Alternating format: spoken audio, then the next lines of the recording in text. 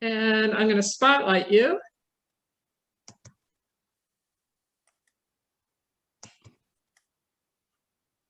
And I'll say welcome on behalf of your Southeastern Ohara board members. We're welcoming first degree master Jose Salcedo for our Zoom demonstration today. And this would have normally been the week that we would have gathered in Highlands for our summer seminar. And so since we couldn't do that, Jose has graciously agreed to do this video demonstration for us. And that's all I'm going to say. So take it away, Jose. Oh, thank you again, Beth, for inviting me to give you this demonstration. And thanks to all you members for joining us and sort of encourage me to give these demos. When I give a demo, what I try to do is come up with either a theme or an idea, something that helps me, one, plan the demo, and two, helps connect everything. So it may be, early spring, and then I try to have all the arrangements express that time of year. Sometimes I've done it where after I go to the flower market and I come back, I realize I bought a lot of pink. And so, okay, so for this demonstration, all my arrangements will have pink in them, okay? So something. But when it came to this demo, for whatever reason, nothing really came up. So what I'd like to do is just make my arrangements and actually tell you why I'm making this particular arrangement. So that's what I'm going to do. And the first one I'm going to do, typically, we all begin with the Hana Isho, rising and climbing form. But this one, I had a class on Thursday, and when I give a class, if it's a style we haven't done in class before, Zoom class before, I'll make a little video of it, send it out to my students so they can see it. During the class, first thing we do is we watch the video, and it's only like 10 minutes. So this was the lesson I gave them. And when I was done, I just thought, it's pretty. It's just really pretty. So maybe I'll start this demo with just a simple, pretty arrangement. And so what I'm going to do is a traditional method color scheme using sword frame and 2 colors of carnation. Okay, so here we go. I have my container. I have a 3-ring sheep bow and a 2-ring sheep bow in here. I just really want to quickly show you how we're going to get the sword fern to stay in place. And so you take one of your sword ferns that you're not going to use as part of the arrangement, and at about 2 inches, you're just going to bend it back and forth, kind of like an accordion. Just back and forth and back and forth and back and forth. And now you have this little packet, and you insert it, standing up, right into the large opening.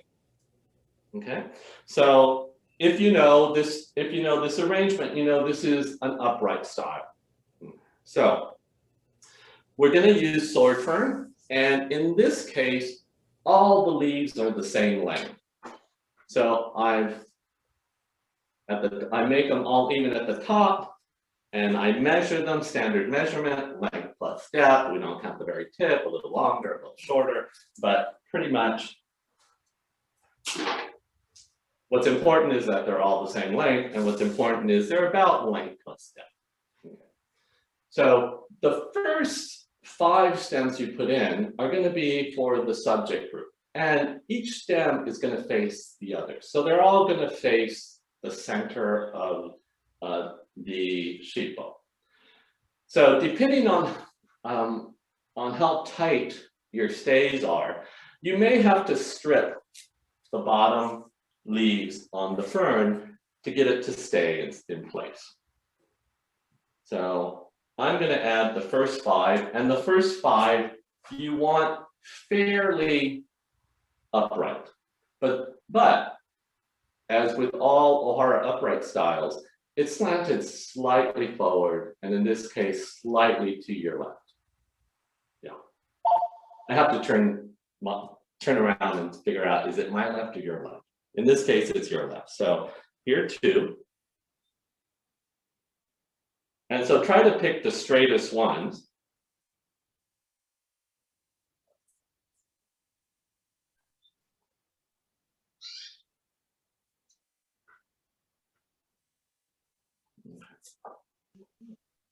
And this is known as the one clump method. Okay. So we group all the leaves into a clump. So hopefully it looks like a natural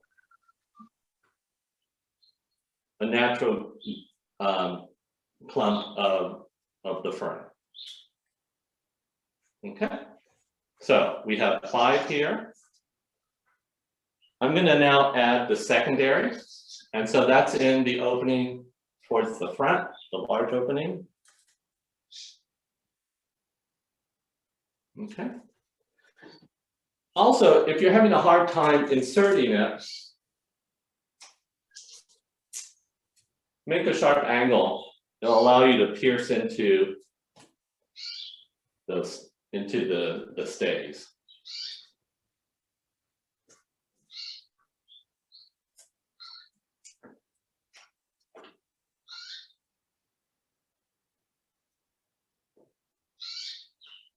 This is one arrangement that we can make pretty much all year long.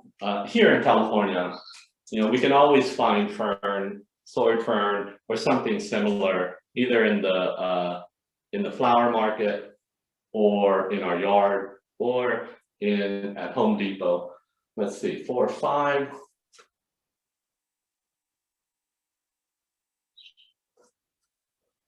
So 6 and 7 on the subject group, you want them to slant down a little bit more.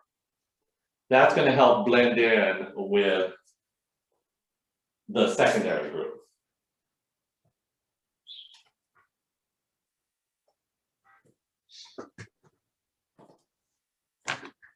So we have the subject group, 2, 4, 6, 7, and then the secondary group. So for the object group, I'm going to use these pink carnations. And so typically, I move the sheepo aside, right? It's going to go in this large opening in this 2-ring sheepo, and I move it aside just to make it easier to access.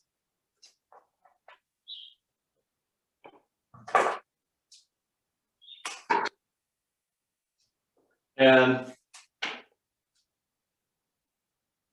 okay, so I'm going to add the low filler. And unfortunately, these carnations don't have really nice leaves. That's just the way it is. If you can, on some of your other stems, cut a leaf, add a flower. Now the tall filler. Okay, now here's a rule or guideline or whatever you want to call it. When you have a 3-material moribana, where each material has its own position, the object tall filler is lower than the object. Okay. Again, so we're going to have a 3rd material here. So this is the object tall filler. It is lower than the object. Now I'm going to push this into place. I'm going to have the 3rd material here. So let's see what we can do with this.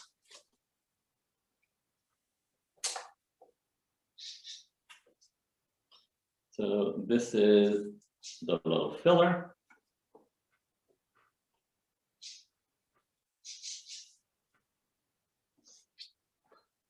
I'm going to have the tall filler maybe in the middle.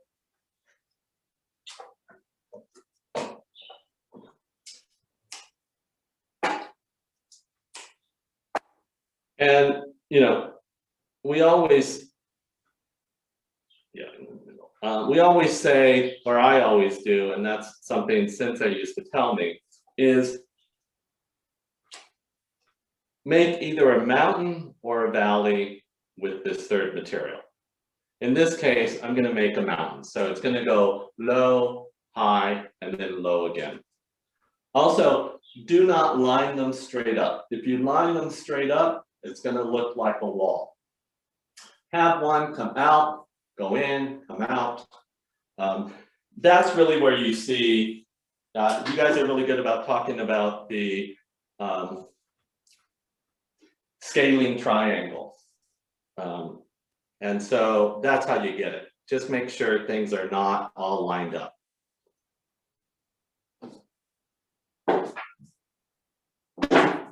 Okay. So again, instead of a Hana Isho, I thought I'd do a 3-material traditional color scheme using sword fern and 2 colors of carnation. Any questions? How many Kenzon do you have in there? I have 2 sheep bows. I have a 2-ring sheep bow and a 3-ring sheep bow. No Kenzons. Okay. Any other questions? Okay. So I did an upright, so I'll do a slanting now. I'm Moribana slanting. And the reason I picked this was the way we use the fern here, you can actually use it as an object group in another arrangement. And so we learn how to use fern. So when you use it in an object group, you know, all the leaves are about the same length and you group them together and that creates the object. So I like that idea, but I didn't want to repeat the same material. Also, as I was going through my yard, I realized I've only used our staghorn fern maybe once or twice in my arrangement. And I thought, let me see if I can make a slanting style with it. So the reason is this material. And then I'm going to use a different fern for the object group. Okay. But still fern. So I need to make sure if you're going to see all of that. Let me just move slightly over. And I'm notorious for losing things. Oh, here's my clippers. Okay. That seems about right. And so it's going to slant down 70 degrees.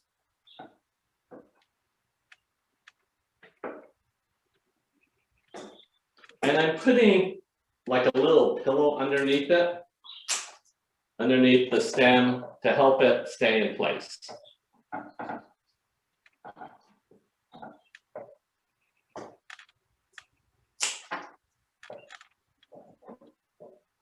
Okay. So that's my subject. My secondary is going to be towards the back. So I like the color and I like the movement. Then for a tall filler, and again, this is the natural growth pattern of our staghorn. Some come up and spread out, some grow back. I think this is probably still too long. Mm-hmm. Yes.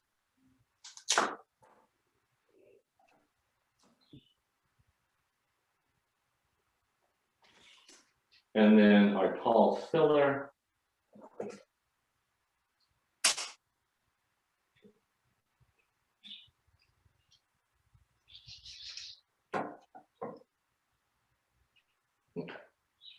So we also have a middle filler and a low filler. So here's a low filler.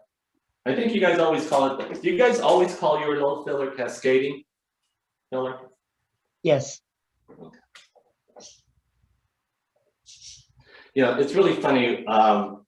One thing I've noticed with giving Zoom demos is I rarely get feedback.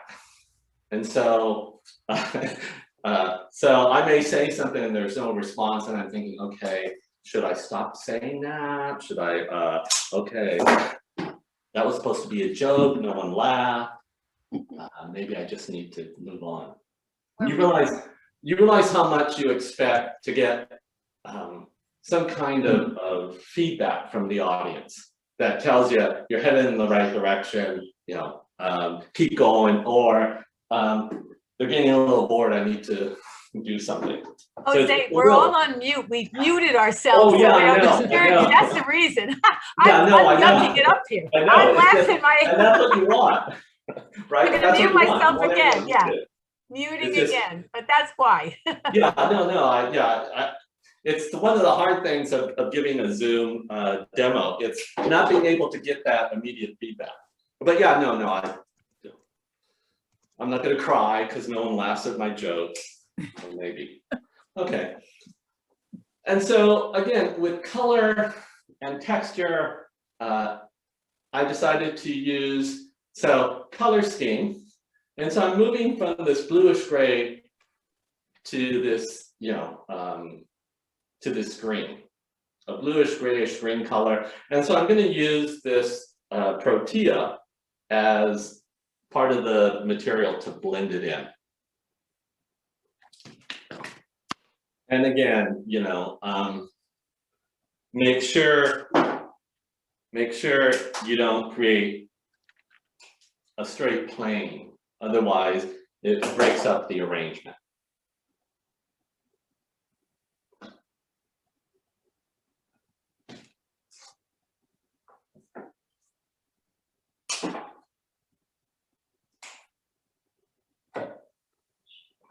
And also, the realization as you study is things don't always have to be 3.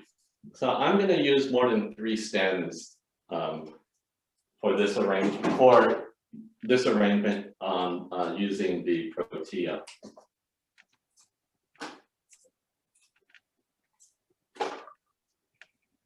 But I'm still thinking about, is anything the same height as anything else? Are things lined up in a row? Are things angled at the same angle as something else? Always being aware that there are certain rules that we have, certain guidelines that we need to make sure we're always following as Ohara practitioners.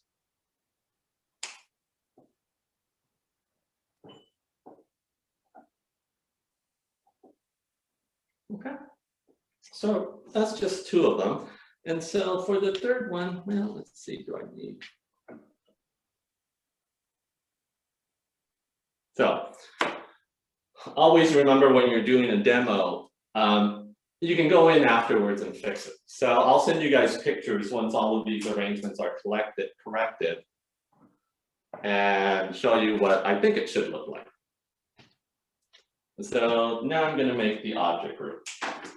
And again, I'm filling in. And I know I'm going to use more than 3. So, but with the same concept that I'm using 3 materials, so the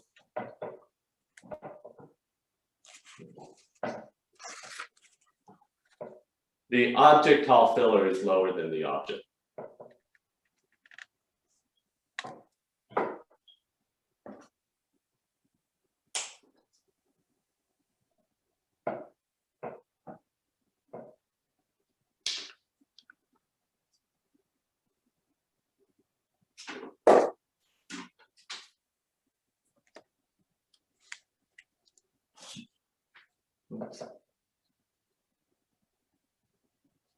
So Jose, Yes. tell us why the tall filler is lower than the object. Okay, so what my sensei used to say is, here's your object, here's the tall filler normally, right? Object, tall filler. When you bring the object low, it allows the movement of your eye to just come into the arrangement, because there's a third material there. If this were taller, visually, it would stop your eye. Yeah, it would. So here, it sort of slides in to the rest of the arrangement.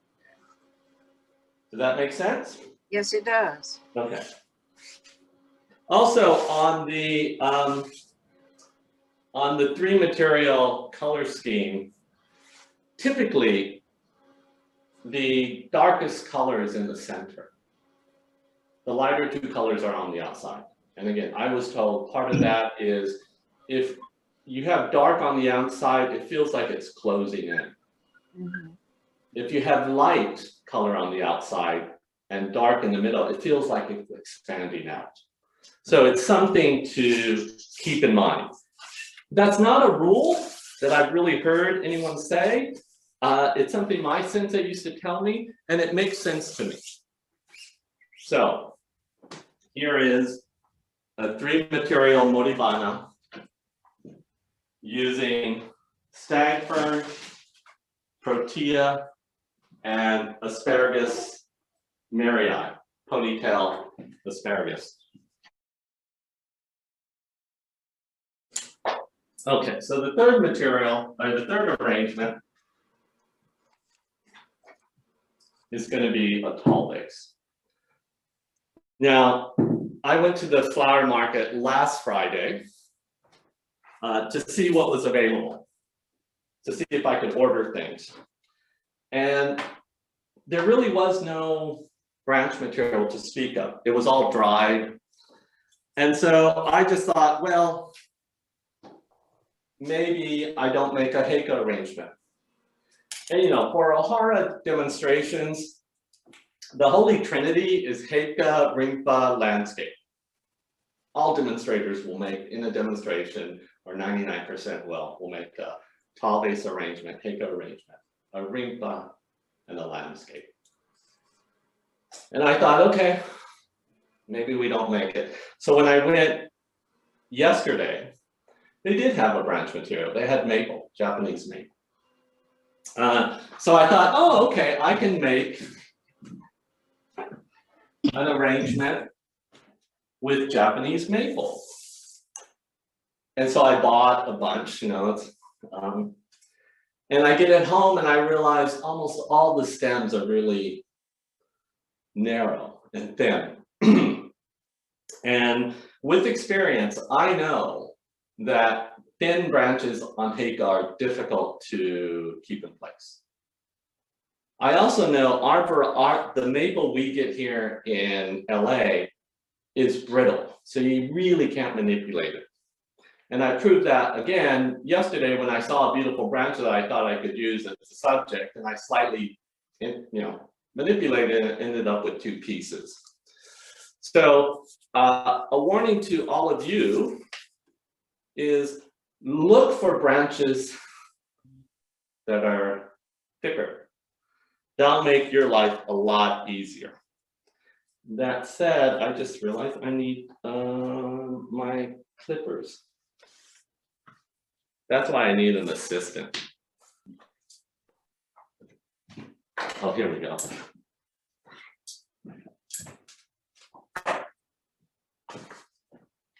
So I'm going to make a very light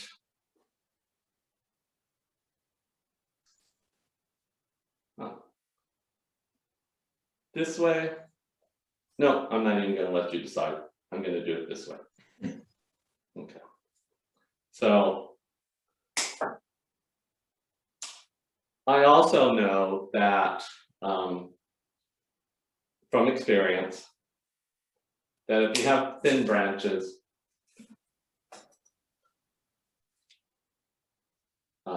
it's easier, things stay better if you use vertical stays.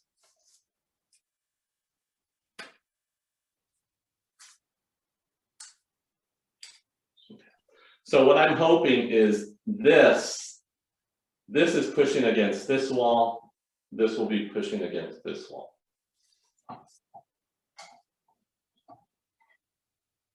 Okay. Oh wait, I said this way, didn't I?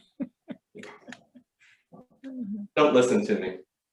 I tell my students, do what I say, not what I do. So, okay. So, again, looking for a thicker branch for the secondary, same thing. So the way I kept these fresh was to, when I cut them, I put them in quick dip.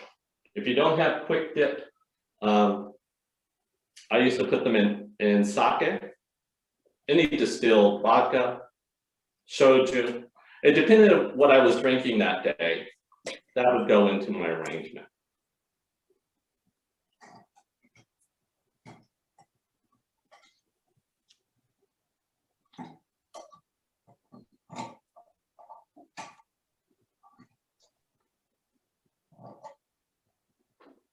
Now I want to manipulate this, but I know not to. Okay. The stem most difficult, I think, for most people to get to stay is the vertical helper, the tall filler. And typically people will select very thin branches. I look until I find a thick one because I know they will not stay in place. It'll be so much more difficult if the stem is too thin. So I just, yeah, something like that.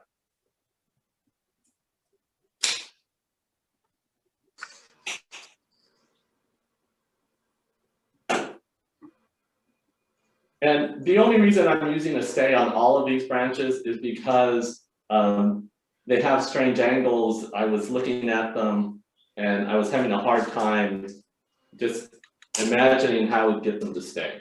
But I know with vertical stays on these kind of branches, it's a lot easier.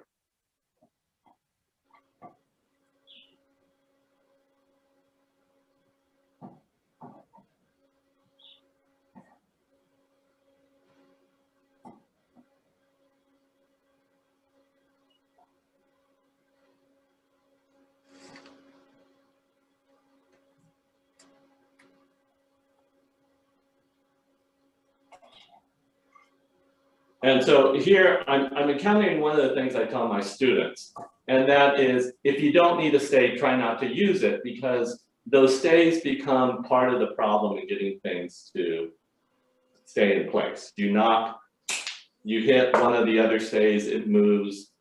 So, but there's only so much we can do.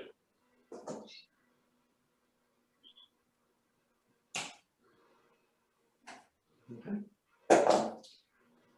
Also, so the reason I picked this style was for this branch.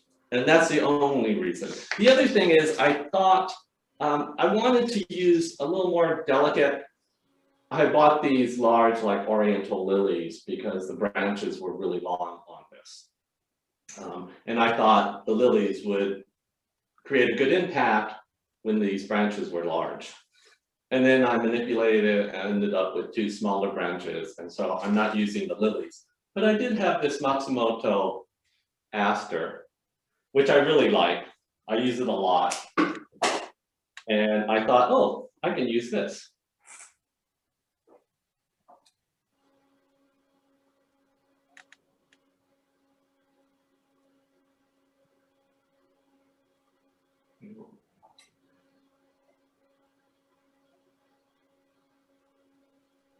And I wanted to use this 2, 4, 5, partially because you don't always need 3 stems of everything.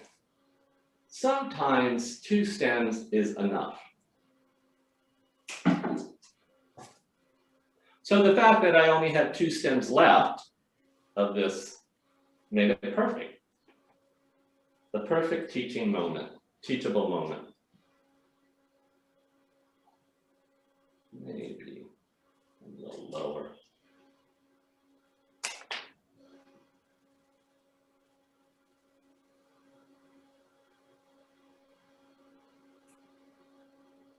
So when you guys do demonstrations, if you guys haven't done them before, if you haven't done them before, again, volunteer when any of your senseis give demonstrations to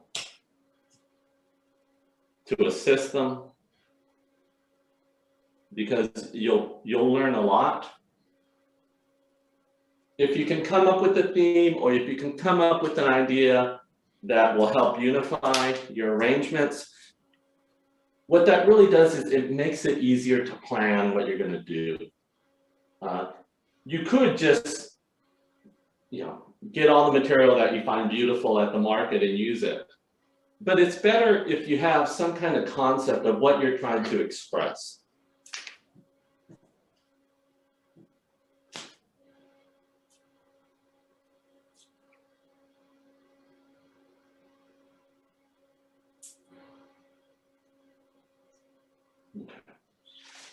Now, I was thinking of adding just a little bit of this Veronica.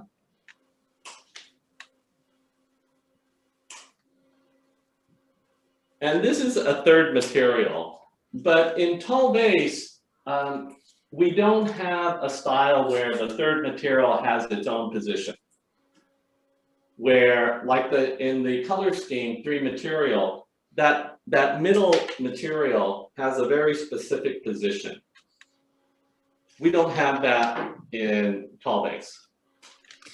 So that third material, you have a lot of leeway on where to place it. And so you can use it to have color come forward or blend in with something else. A little too long.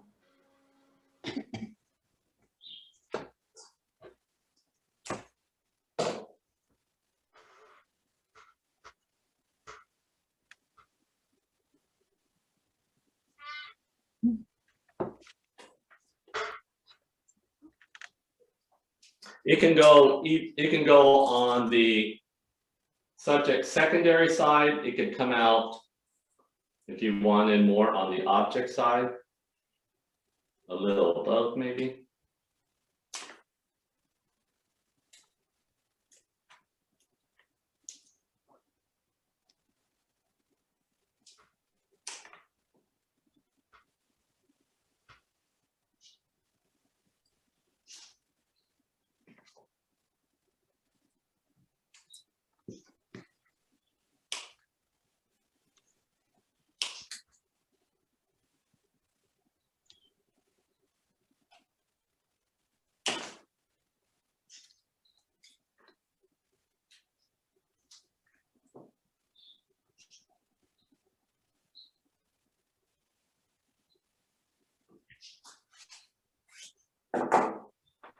Now, there are 2 additional stems that I didn't place in the subject secondary group. There's a middle filler that can go anywhere in here, and then there's the cascading filler. In this case, I think these leaves that are part of the subject and secondary group help fill in this space. So I don't think I need another stem. I think if I put it, it'd be a little too crowded. Similarly, I had this cascading Veronica, so I thought I would use in to help fill in that space. If I still think I need something down there, then I can do, because I have that, I can use a much lighter stem.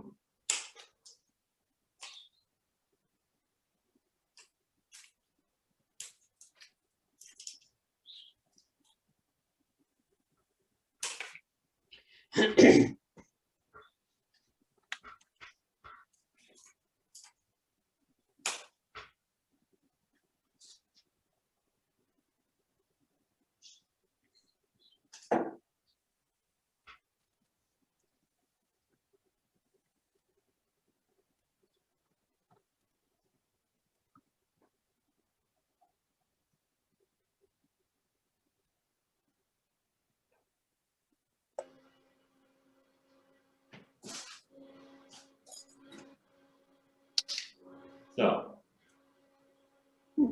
a 3 material Heiko.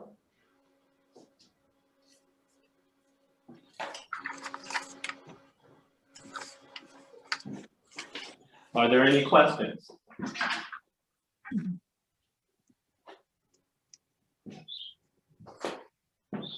Comments or concerns?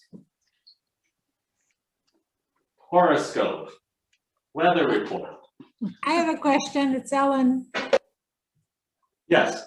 So you've got the asters, I think they are, Uh-huh. as the object, Yes. and you've kind of grouped them from the video. It kind of looks like they're all the same height, though you did put a couple in lower. So what do you do with these bunches of flowers? So, it's often So- yeah.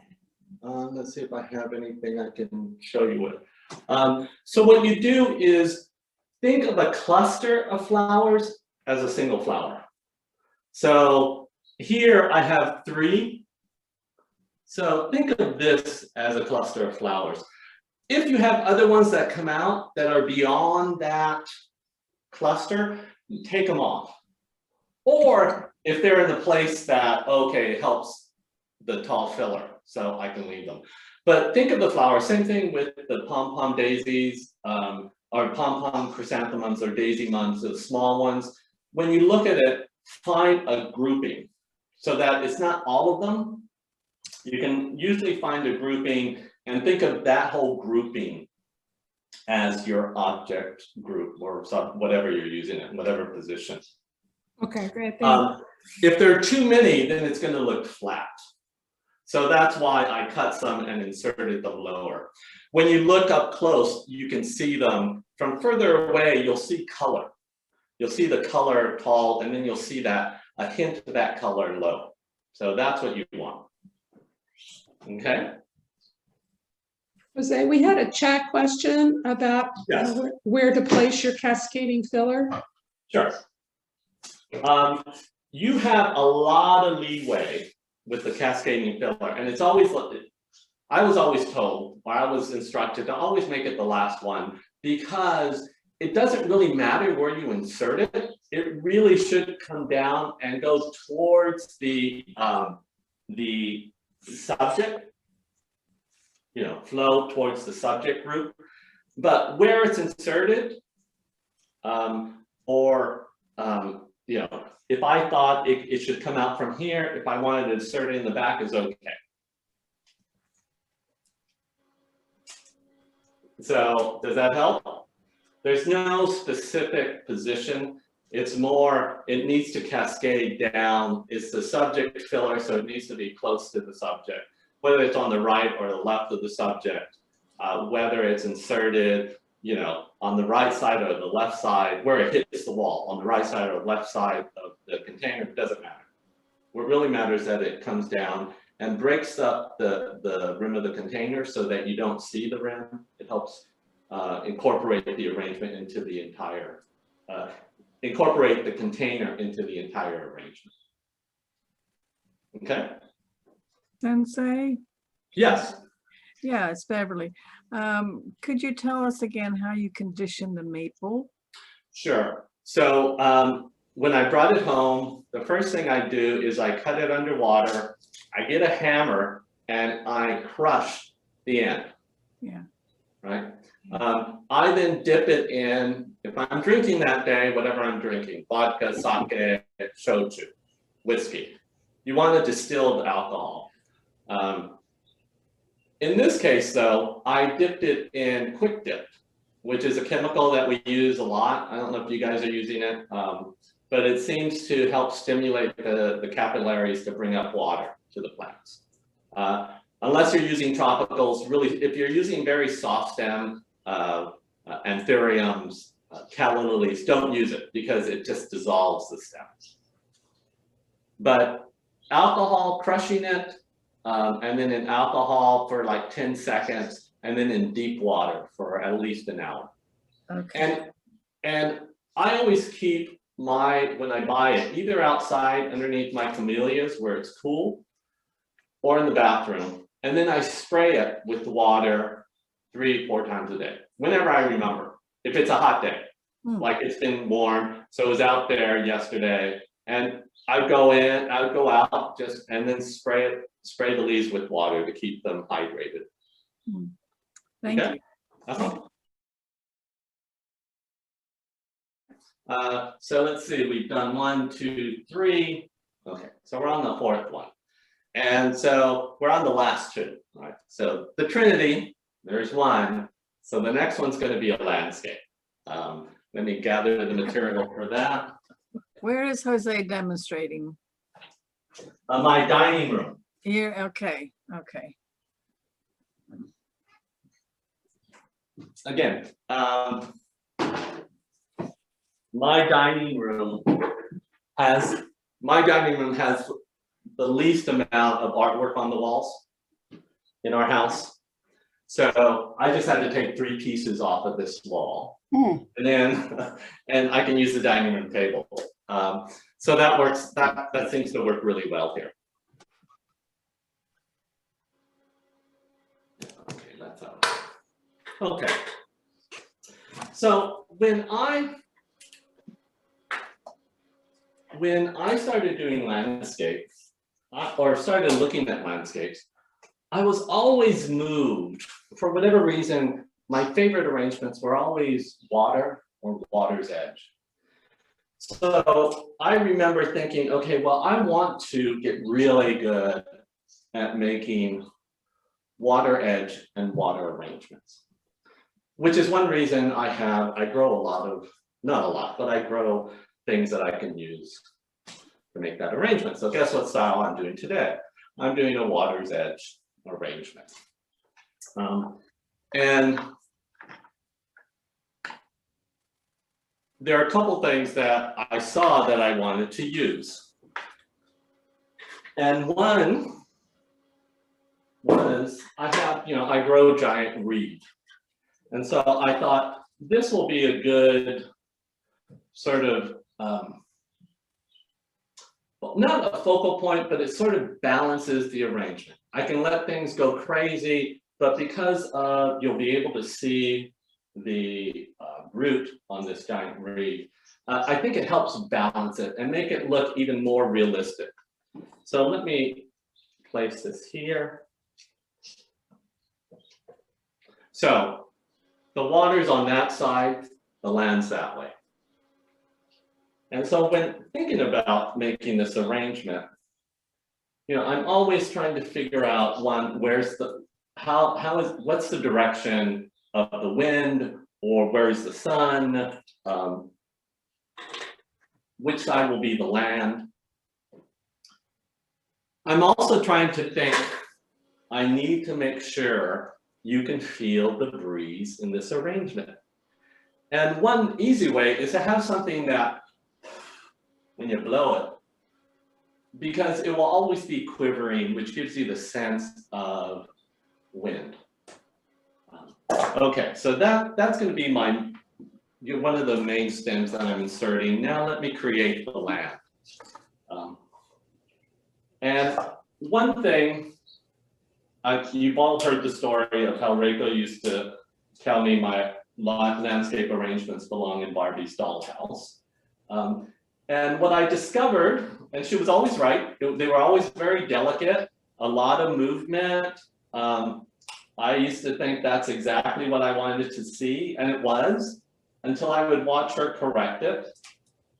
And I noticed something, and this is, everyone should be doing this. Beginning students, if you can do it, do it as soon as you can. And that's, pay attention to how your sensei does things. Try to figure out why they selected a certain stem. Try to figure out why they placed it in a certain place, but watch them. Don't ask questions. If you're asking questions, you're being too analytical, because some of this is really, how does it feel? And you can't always express why you did it. You just know it feels well. It feels good. And based on that, I thought about it, and I watched the branches she would select, and within seconds, I could tell her arrangements were going to be so dynamic. And so I finally realized what she was doing. whether she was realizing or not, I was trying to create movement given the material. Rachel always found the movement in the material. She selected the branches where I would try to construct them. She would just select them as is and then try to show the character, the movement of that branch. So if you can watch your sensei and see why she, or try, and don't ask her, again, don't ask, why did you pick that stem? Try not to ask, try to figure it out yourself. You'll learn a lot more if you're able to come up with the answer on your own.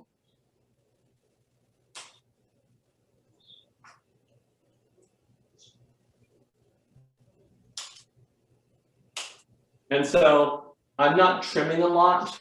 I'm not manipulating the branches that much. I'm trying to find the right stems that I can use naturally. And once I realized that's what Rachel was doing, whether she knew it or not, you know, whether she could express it or not,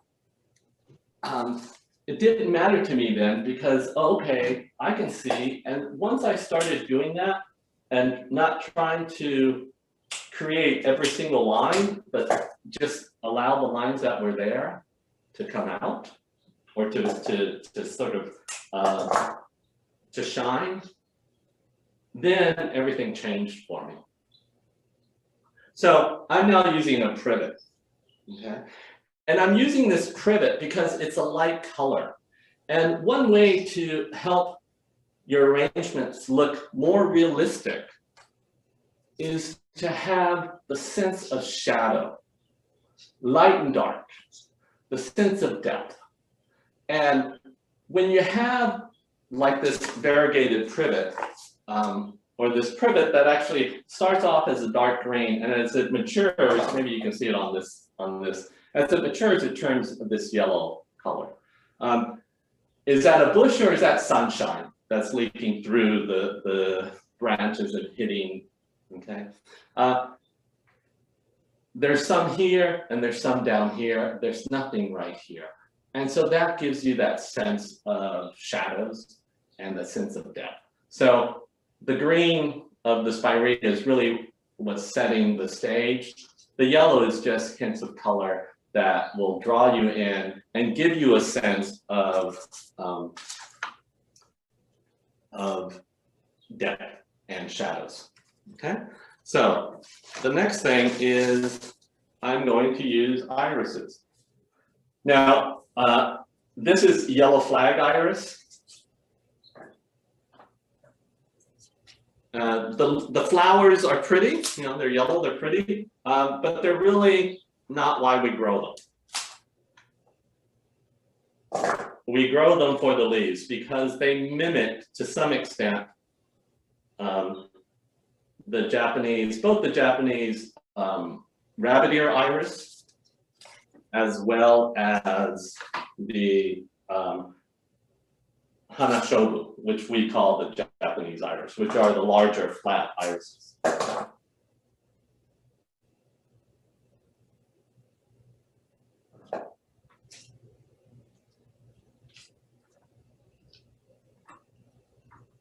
And this isn't, you know, traditional method, so you don't have to be careful about assembling these leaves like you would if this were a traditional, if we were using the traditional method.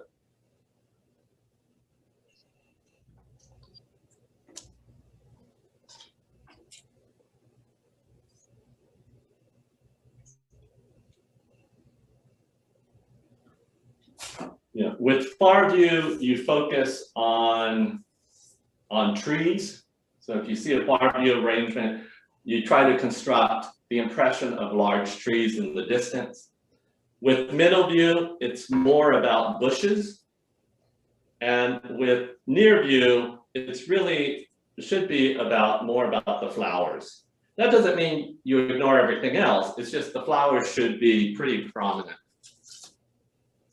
So I'm using a Dutch iris, but because I'm pretending it's a Japanese iris, I'm removing all the leaves.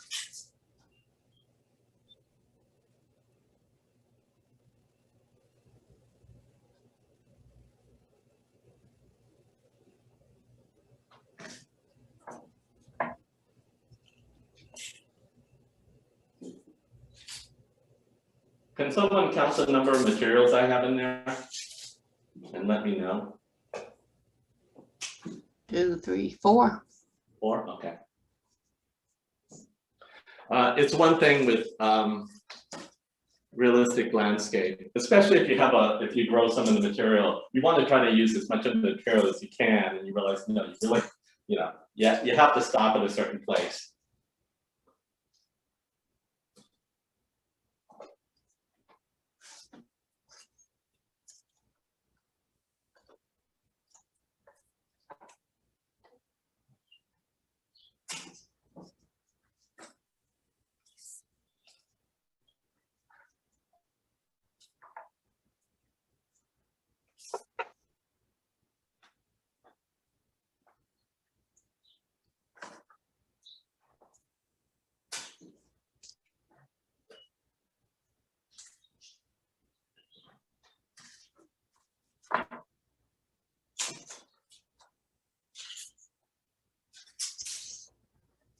And if all of you can see, if you look at an iris, notice there's an outer sheath and the inner one. So this outer one sort of partially covers the inner sheath that covers the flower.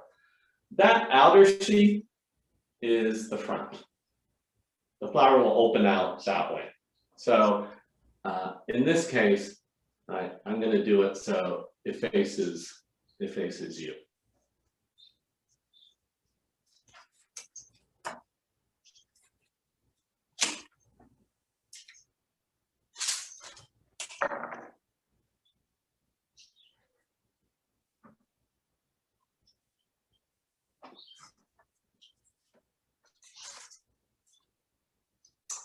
I just realized now I have to remember where I left. Okay, so I had more giant reed, but I don't have it with me. I took it outside to wash it, just give it a refreshing shower, and I guess I left it there to take a bath. So that's all right, things happen. I'm not going to go out there.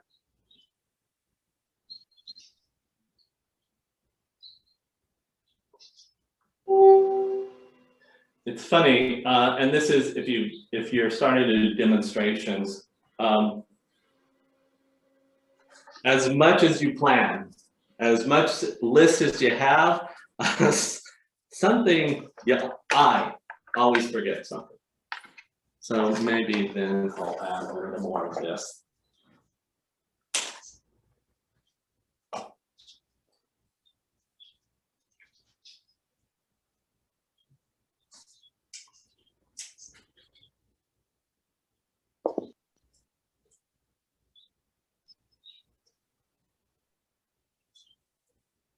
So we have four materials, I heard. So let me just add one more.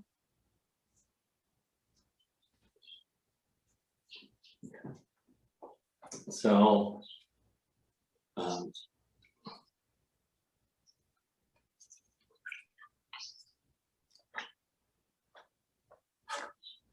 I'm going to add water lily leaves. Now's the season. I actually had my first flower last week. So hopefully it'll be a good year.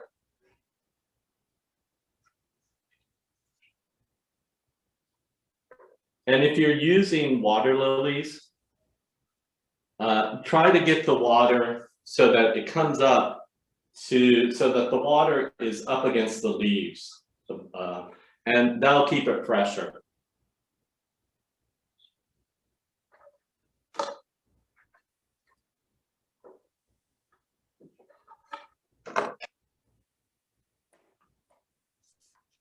Okay, So realistic landscape, water's edge.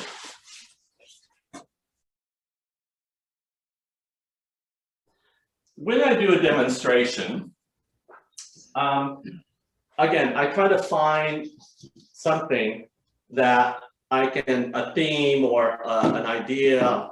But one thing I decided many years ago to make it easier for me when I'm trying to figure out what I'm going to do is I will always have one arrangement, at least one arrangement that has a flower that my mom loved. Okay. And she loved flowers, but there were a few in particular that I remember from childhood. She loved roses, so we always had rose bushes. She loved bird of paradise.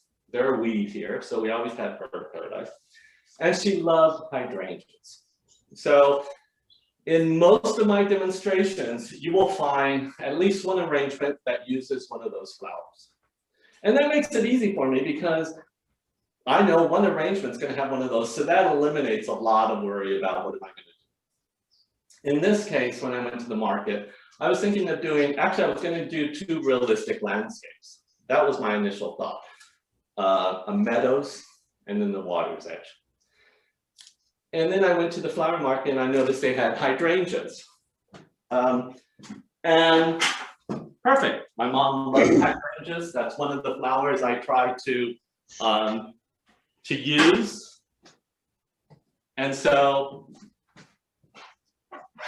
let me just gather a few more things. So that's why I decided on the rainbow, to do a rainbow arrangement. There, and here, okay. And then, so, okay, I'll make a small rainbow arrangement. And then as I was going through my collection of vases, I found this one. It's a Oribe.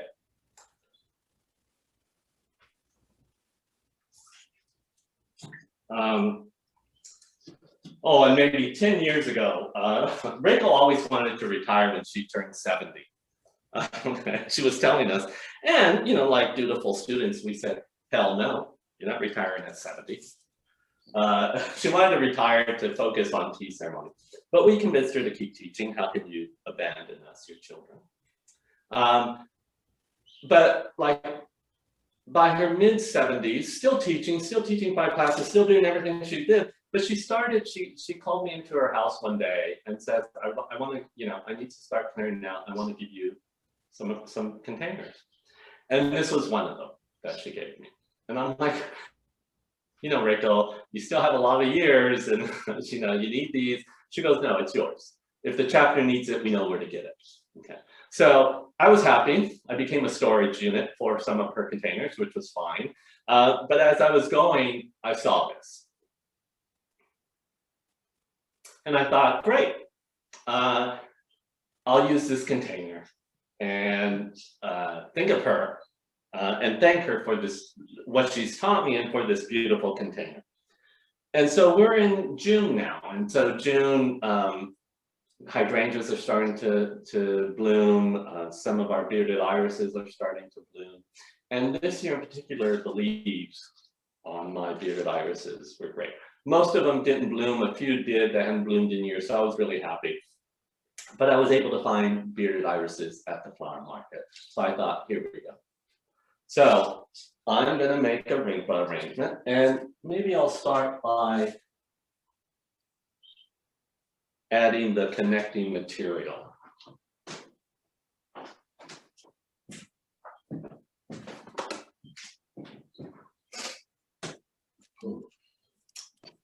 And so here's more of that Japanese maple. And I'm just going to create a movement.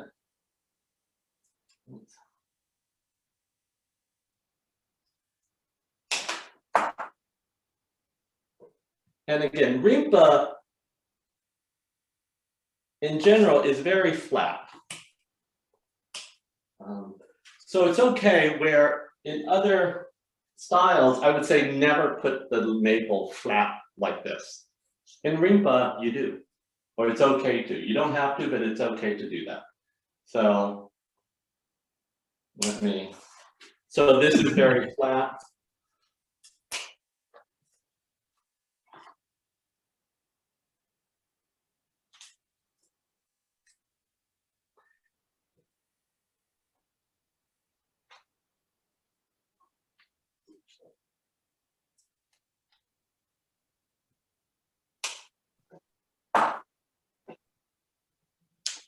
And if you look, there'll be a pattern that emerges out and out, and a zigzag pattern of the major stems of the connecting material.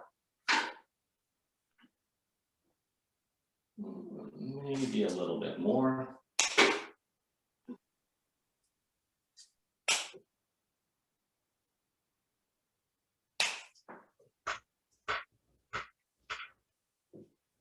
Okay, so here's a framework of the maple. Now, let me add the bearded iris.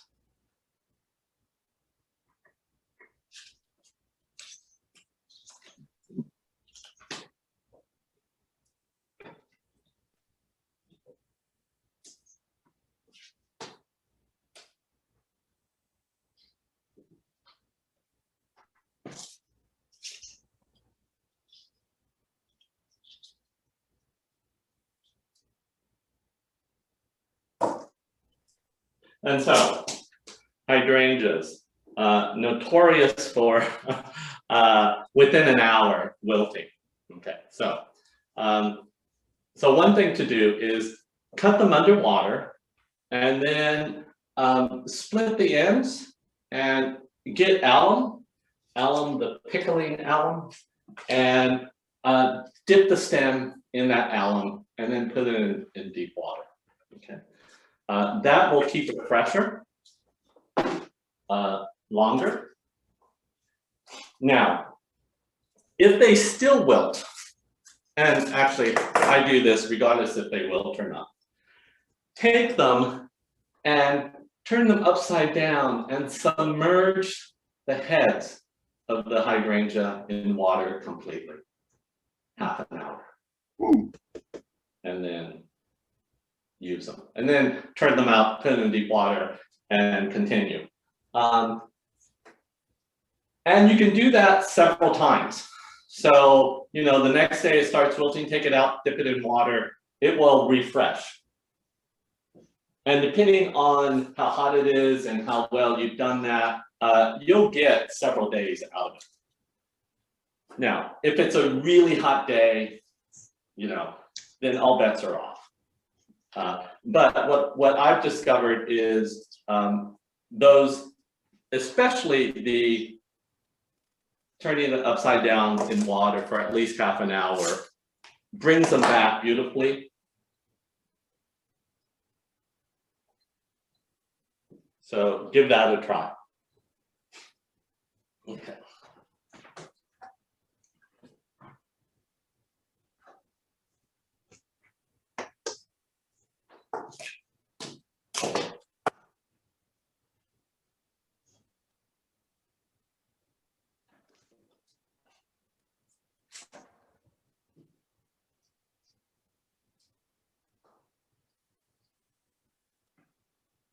And so bearded iris from the market. Wow. At the end of the season, but still.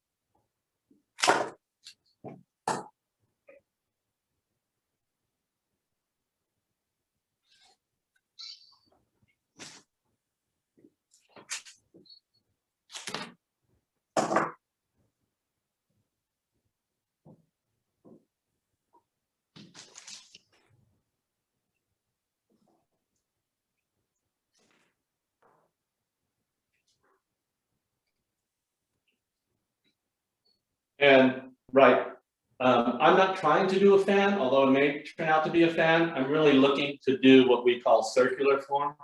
So a grouping here, a grouping here, a grouping here. That doesn't mean the tallest one won't be in the tall, and if you look at it, maybe it looks like a fan. Okay.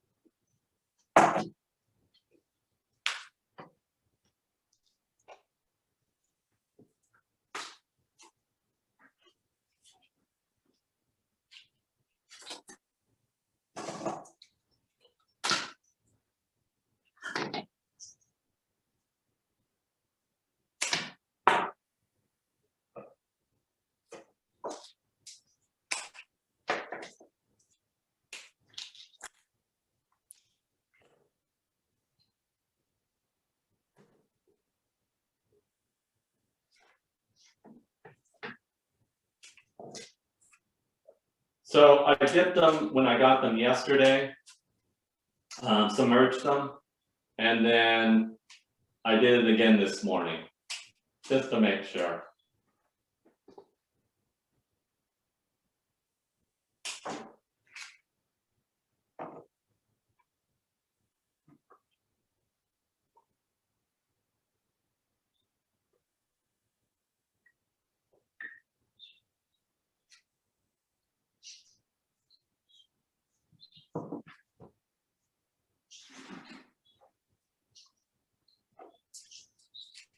And again, well, one thing is when I go to trim them, because this is the mass is too big, it's easiest if you turn them and look at them from behind, because then you can see which ones to cut to reduce the mass.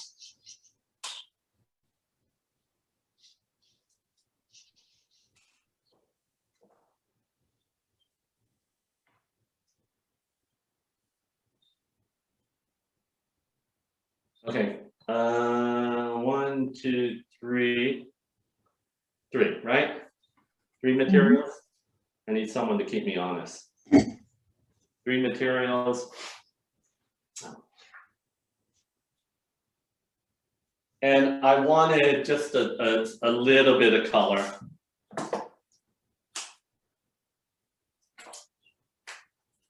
So I'm going to use these asters again.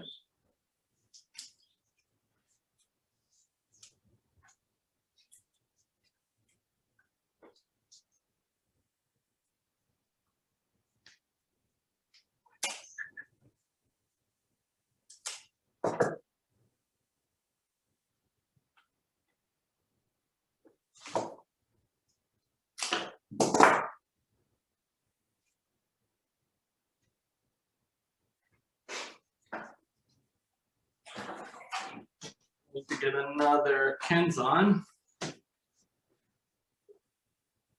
Insert it.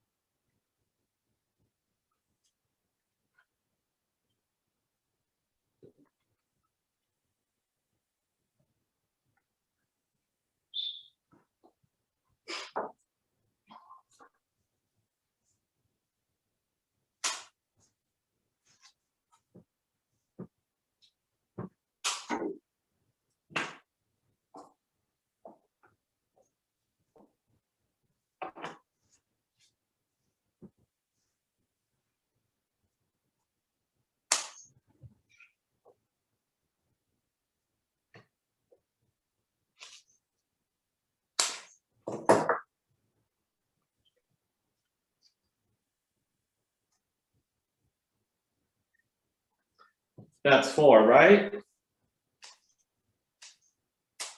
Yes. Okay, thank you. Okay, so the 5th one, and I do this a lot with Rimpa. The 5th one, I like to use Solidago. And the reason I use it is when you look at a lot of Rimpa paintings, there's a lot of gold leaf. It's very flat, but the gold leaf kind of brings out some sense of depth and color, and it really makes everything stand out. And so I use, with that same idea, I use the Solidago to do that same thing. Just get splash of really bright color, a yellow in particular, here and there. It makes everything next to it kind of pop.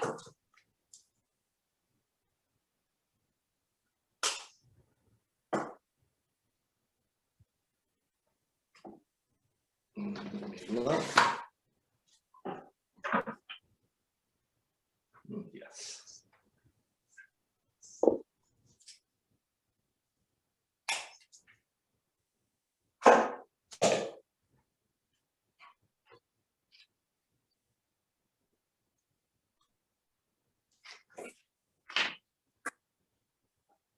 So I think with that,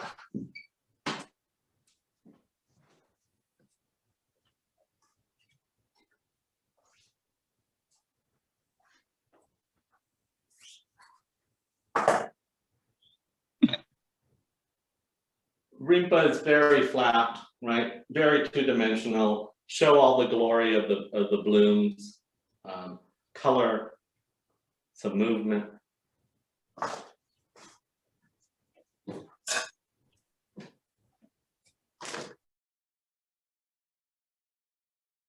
I really appreciate you guys, your encouragement and inviting me to do these things. What I realized, and I think through the Zoom classes, is when you're teaching, you have very little time to actually do it yourself. It's easy for me to go get material for myself. To get material for my students, though, that's harder, right? That's not just one person, that's several people I have to find material for. And I'm constantly thinking and watching them, correcting and making suggestions. And then by the end, I'm tired and I'm done. And if I have any flowers left over, they stay in the buckets. And then I bring them home and I'm like, okay, Dave, these are up for grabs. But doing these demonstrations, doing the Zoom workshops, I get to do things. Just for me, or for you. Yeah.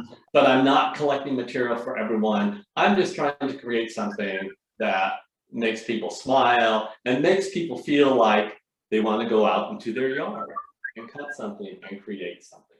So I appreciate you guys giving me the opportunity to always do this. I think it helps my Ikebana, my skills improve. So thank you. Oh, it was just Jose, brilliant. wonderful. Thank you so much, Jose. Thank You're you. welcome.